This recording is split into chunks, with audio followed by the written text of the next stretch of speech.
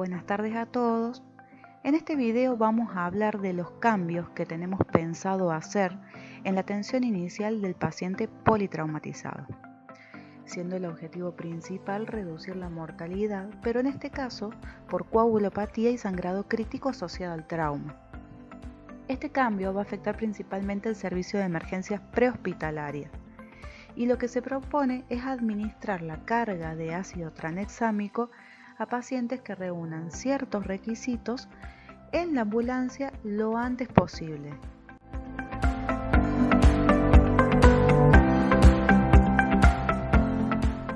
Entonces deberíamos preguntarnos ¿qué es el ácido tranexámico?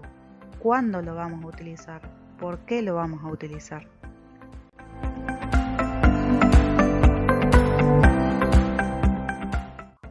Entonces, ante el interrogante de qué es el ácido tranexámico, podemos decir que este es un fármaco que tiene efecto antifibrinolítico o estabilizador del coágulo. Actúa como un inhibidor competitivo de la activación de plasminógeno y de esa manera disminuye la fibrinólisis o degradación del coágulo formado durante la hemostasia secundaria.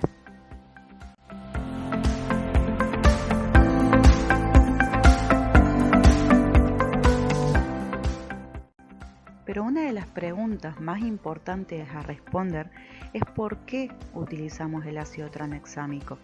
Porque eso es lo que nos lleva a poder entender cuál es la importancia de este cambio.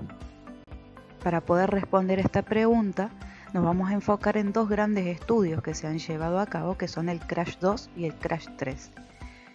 El CRASH-2 fue un estudio aleatorizado controlado con placebo que llegó a la conclusión que el uso del antifibrinolítico en pacientes que presentaban politrauma y signos de sangrado redujo significativamente la mortalidad, hasta en un 30%. El CRASH-3 fue un ensayo clínico internacional multicéntrico y aleatorizado y doble ciego que demostró que el ácido tranexámico es seguro para utilizarlo en pacientes con trauma de cráneo moderado y que también reducía la mortalidad en esta población.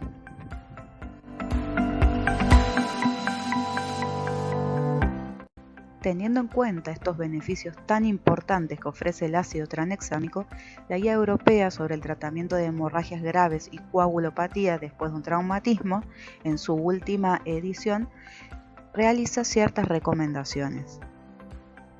Se considera grado de recomendación 1A a la administración de ácido tranexámico a todo paciente politraumatizado que esté sangrando o que tenga riesgo de hemorragia significativa lo antes posible y dentro de las 3 horas posteriores a la lesión traumática. Por otra parte, y en relación a ello, es grado de recomendación 1C que los protocolos para el manejo de este grupo de pacientes consideren la administración de la primera dosis de ácido tranexámico en camino al hospital y principalmente dentro de la primera hora posterior al trauma.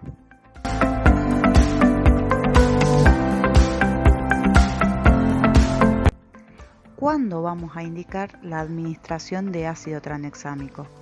Y acá es donde se presenta el problema principal, porque si nosotros nos encontramos dentro del ámbito intrahospitalario, generalmente la indicación ya está estandarizada. Por ejemplo, en nuestro hospital, nosotros indicamos la carga de ácido tranexámico con un ISS mayor a 16. Asimismo, indicamos carga y mantenimiento cuando el ISS del paciente supera los 25. También indicamos carga y mantenimiento en aquellos pacientes con un traumatismo de cráneo moderado. ¿Pero qué hacemos en el ámbito prehospitalario? Acá nosotros deberíamos encontrar una escala que sea lo suficientemente rápida y sencilla para poder realizar en la ambulancia mientras se traslada al paciente. De esta manera, el ácido tranexámico se va a utilizar en dos situaciones en particular. Situación 1. Un paciente politraumatizado que tiene entre 16 y 80 años que nos encontramos dentro de las primeras 3 horas posteriores a la lesión y que tiene un BAT score de 5 puntos o más. ¿Pero qué es el BAT score? Es una escala muy nueva que fue validada recién en enero de 2021 a través de un estudio que incluyó a más de 100.000 pacientes. Este estudio demostró que el BAT-Score es una herramienta sensible para identificar pacientes con alto riesgo prehospitalario de muerte hemorrágica traumática.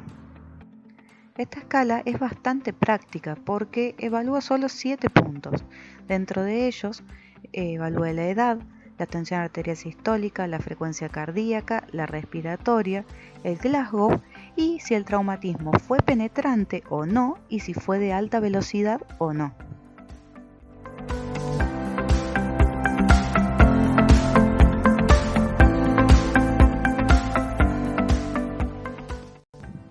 La segunda situación que se puede presentar y en la cual vamos a indicar la utilización de ácido tranexámico es en todos aquellos pacientes que hayan sufrido un traumatismo de cráneo moderado, que tengan entre 16 y 80 años, que se encuentren dentro de las primeras 3 horas posteriores de la lesión y que tengan un puntaje en la escala de coma de Glasgow de entre 9 y 13/15.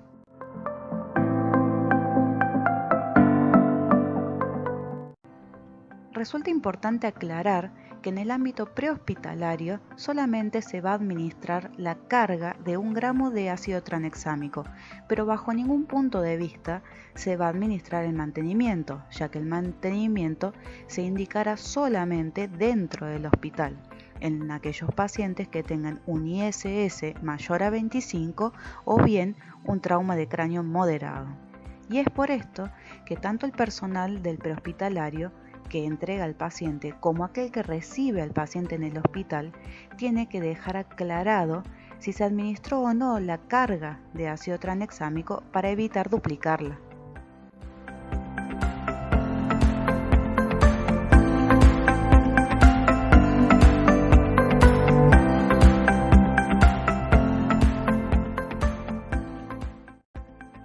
Por último, creemos necesario aclarar ciertas dudas que puedan surgir. Por ejemplo, ¿qué pasaría si se le administra a un paciente que no cumple con los requisitos el ácido tranexámico? Y realmente no pasaría nada, ya que el ácido tranexámico es un fármaco que tiene un perfil de seguridad adecuado y por ese motivo no implicaría riesgo para el paciente. Otra de las dudas que pueden surgir es cuáles son las contraindicaciones actuales. Dentro de las contraindicaciones tenemos evento trombótico arterial o venoso activo, defecto adquirido en la visión de colores, coagulación intravascular activa, hipersensibilidad conocida o embarazo.